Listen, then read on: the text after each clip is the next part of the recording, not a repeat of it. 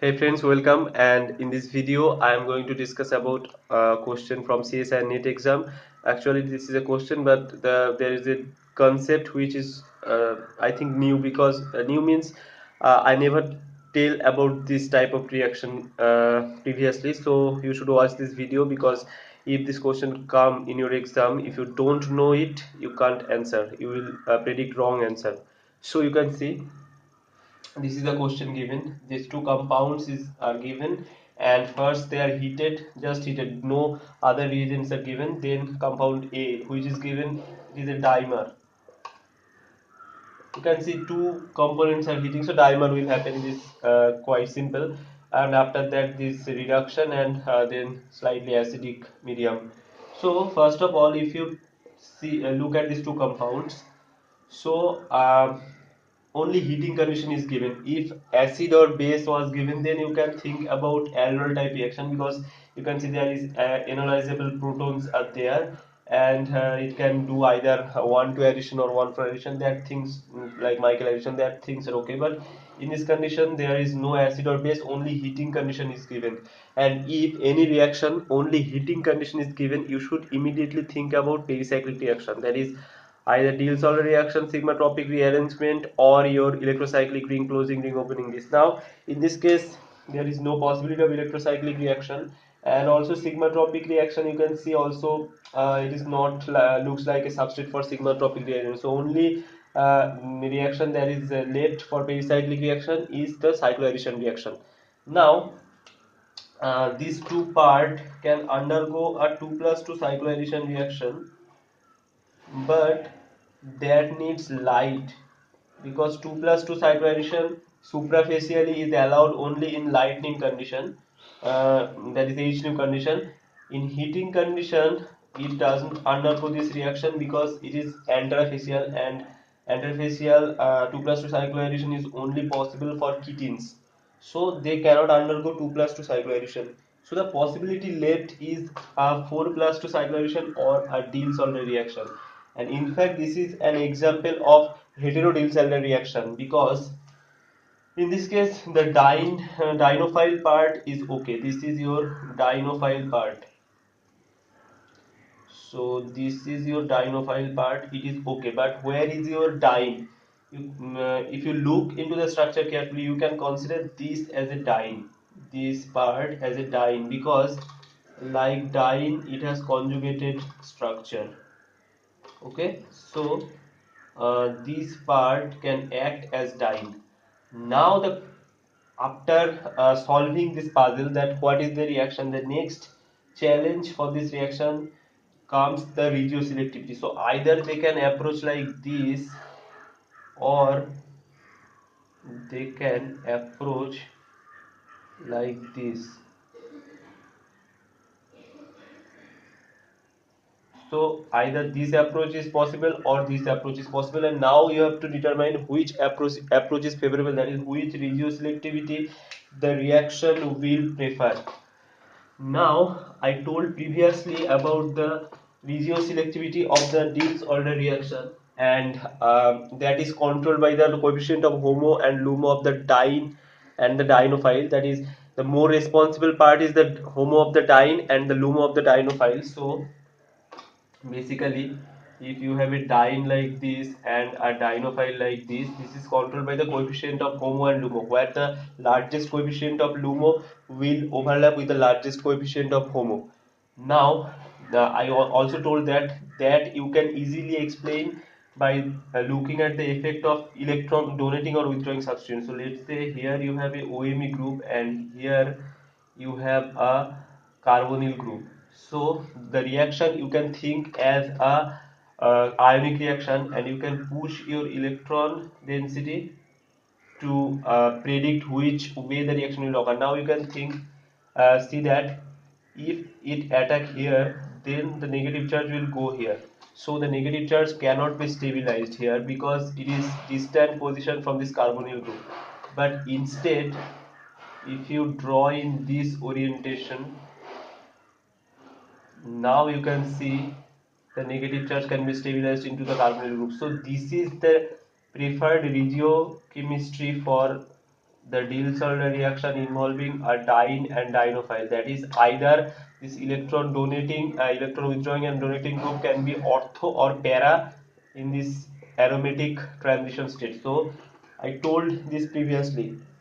But so if you consider the same principle here and apply it here, so you can see. So this is the dienophile part and this is the diene part. Now you can see, you can push arrow like this. Okay, so this is the perfect orientation where the electron is stabilized into this carbonyl group. So one possibility is, so actually I can draw like this. So from here the transition state will look like this.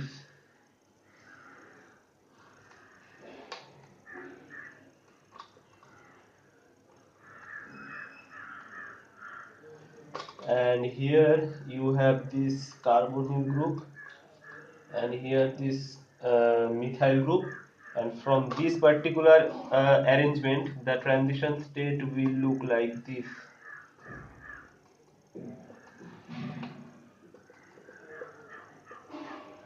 So here you have the carbonyl group and this. Now you can see, first one thing you consider that this is your electron donating group. Okay, this is your electron donating group which is present here, and in this case they are para to each other. So as I told previously, if you consider the reaction as the ionic reaction, then you will think that this is your perfect combination, whereas here the two groups are meta to each other, so no direct conjugation between them. So this you will think that it is not favorable, and it is favorable. And also if you think in terms of the electron density, that if the reaction taking place from here, you can see if this bond goes here, then attack takes from this bond to this bond. Now a positive charge will be generated here, so this bond is forming, so a positive charge will be generated here. But in this case, if the reaction occurs like this way, you can see the positive charge will be generated on the oxygen atom. Okay, so if you consider the stability of the positive charge, this is more favorable than this, because positive charge on more electronegative oxygen atom is not favored. But the interesting part about the reaction is that the reaction follows this transition state and you get this as major product. That is, you regioselectively get this product. So here you have double bond, so this product you get regioselectively and you don't get this one. So this is the exception of the reaction where your enone, this is called enone because this is en and this is on, so this is called enone. So when enone acts as diene, this is an exception, that you cannot consider the reaction as simple ionic reaction, and by using the rule you cannot predict the regioselectivity. If you consider the HOMO of enone, so this is structure of enone, and it is seen that the coefficient of HOMO is same for both, same on both this oxygen and this terminal carbon. So uh, so basically I don't know the actual reason why this opposite regioselectivity is observed in this case, but one thing is clear, that as a diene, the as a diene, the enone is different from normal diene.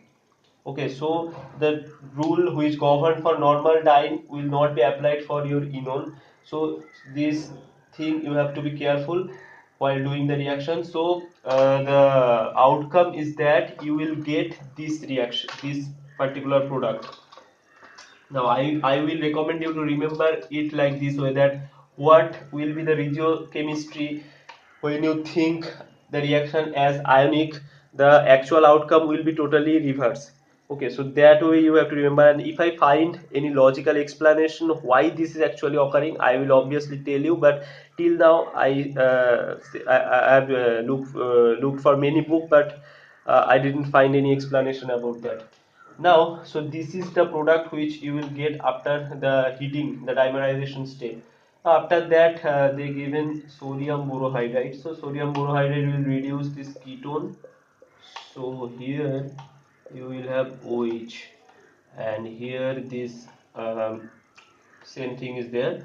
Now TSOH, paratoluene sulfonic acid they are giving. So it will just do a protonation here. So you will get this. Now it's very simple that this oxygen lone pair, it can, so it can attack here and this bond will go. So you will get this product. So here you will have oxygen, here this. So this is the product you will get as a final. This is product B and this is your product A. So this is a not new. This is an exception of normal regioselectivity of Diels-Alder reaction. So that's why I discussed this problem. Hope this video will help you for preparation of your exam. And thank you for watching. And don't forget to subscribe my channel.